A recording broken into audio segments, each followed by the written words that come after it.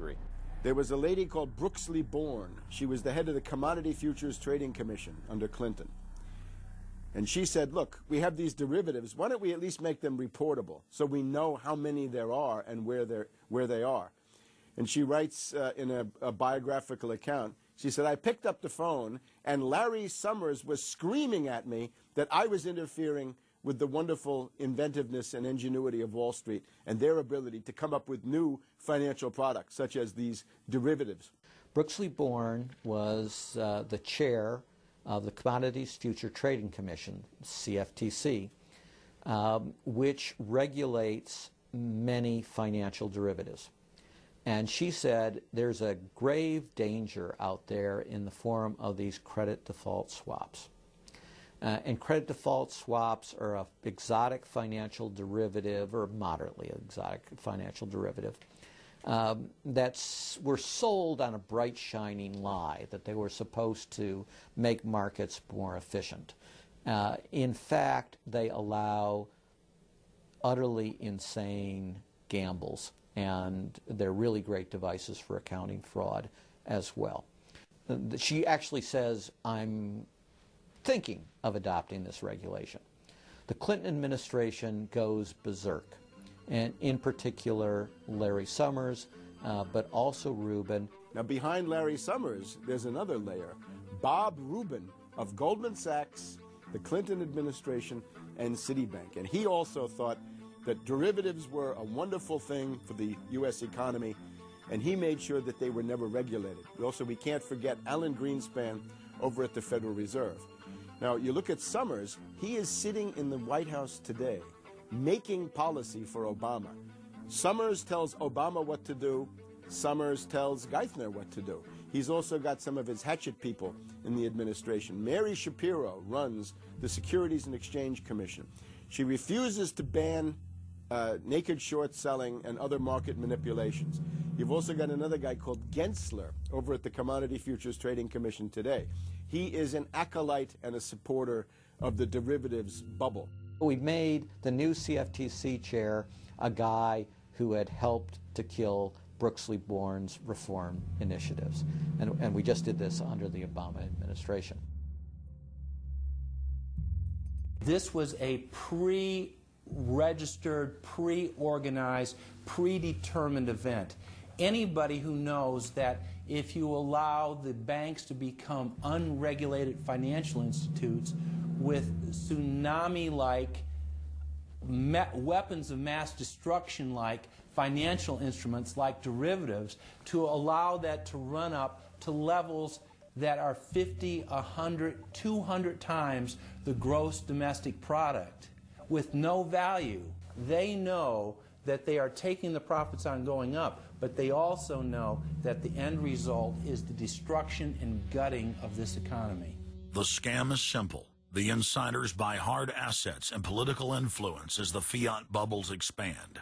And then, at a time of their choosing, they purposefully implode the bubble. You've got a very small group of people, and the Federal Reserve and the global central banking system and the Bank of International Settlements in Switzerland, who are purposefully managing the boom and bust, credit supply, credit contraction, money supply growth, money supply contraction, to create artificial roller coasters and artificial volatility that they can trade around without taking any risk. It doesn't cost them any money. And if they do make a mistake because they're, as George Bush said, oh, the bankers on Wall Street are drunk. It is uncertain. There's no question about it. Wall Street got drunk. That's one reason I should turn off the TV cameras. Let's say they walk in one day and they push the wrong button and they lose the bank $1 billion or $5 billion or $100 billion. They can appeal to the government to bail them out. It's a totally asymmetric relationship between bankers and the rest of the economy. If they make a mistake, they get bailed out. If everyone else makes a mistake, they get put in jail, called a terrorist, and we never hear from them again. But it's a more sophisticated form of slavery, and we're going through it today. We see that taxation is going up all the time with the supposed crash of the banks that was not happening out of the blue. It was set up for this time. They could have kept it going for another few years if it suited them, and then crashed all the bubbles. But now is the time. As they say in their own writings, now is the time. One of the great benefits of an economic model from an economist standpoint is you can basically get whatever results you want. You can manipulate the inputs to make that happen. And that makes it a very easy tool to use to hoodwink other people. These manufactured, these engineered financial catastrophes are the result of a central banking system that has the ability to add and subtract credit, add and subtract dollars and money at will to create this roller coaster effect. Because unlike most people, the banks are able to make profits as easily on the way down as they can on the way up in any given situation. Volatility is great for banks and professionals. Volatility is not great for the most average people. Their operatives in government and media then hold the economy hostage by issuing the ultimatum: give us unlimited bailout money or the economy dies. What's being used is what I call, to try to get the money, is what I call the suicide threat, where, you know, if anybody has ever seen the movie Blazing Saddle, the sheriff is surrounded by hostile town folks. He takes out his gun, points it at his head and says, you know, don't move or I'll shoot. Well, that's what the big banks are saying. You know, give us unlimited cash or we'll die. And if we die, you'll die, because we're too big to fail. It is a false flag attack, because Hank Paulson will get up in front of Congress and say, we need $700 billion because that thing, that existential threat, the market is attacking us, and we need this handout to fight Mr. Market. Mr. Market is out there. We need to fight Mr. Market. It's an existential threat. Meanwhile, he is Mr. Market. He's the one causing the problems.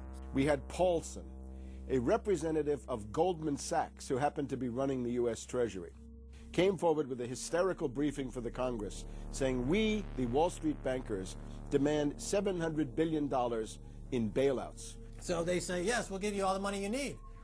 Well, you know, these are arsonists.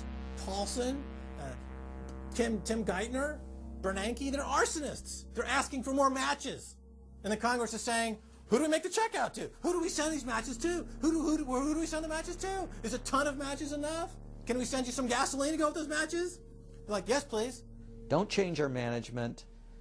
Don't pay us what assets are worth. Pay us way more than what our assets are really worth. Don't make us use honest accounting. Allow us to lie. We've just, under congressional pressure, changed the accounting rules for the express purpose of making sure that the big banks don't have to report honest losses. The only way they can pass this bill is by creating and sustaining a panic atmosphere. That atmosphere is not justified.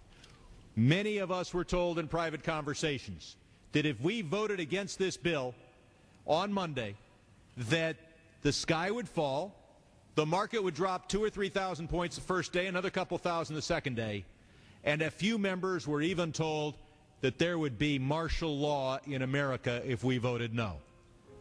That's what I call fear-mongering. We have, you know, people in the government threatening martial law or things to get their way in the executive branch against Congress.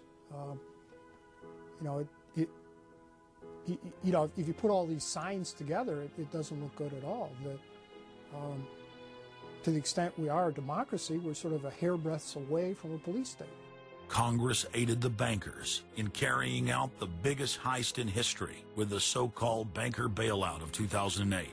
The bailout money, the $13 trillion or so dollars that have been given to the banks, is sitting on the balance sheet of the banks, and that is incurring interest costs. And that's going to precipitate the need to flush the system with more cash. And at some point, the dam will break, and you're going to have very high inflation. Some predict hyperinflation. You cannot print phantom money out of thin air, backed by nothing, and producing practically nothing without destroying the world economy. So unless we cut out the toxic funds, the toxic elements of this economy, every time we put in money on this bailout, it's just feeding the fire. It's not making things better. What should have happened is that those banks and investment banks should have been seized. They should have been seized by the Federal Deposit Insurance Corporation. Those are zombie banks. The Chase Manhattan, J.P. Morgan Chase, Bank of America, Citibank, Wells Fargo, Wachovia, so on down the line, to AIG in the insurance realm. These are zombie institutions, insolvent, bankrupt.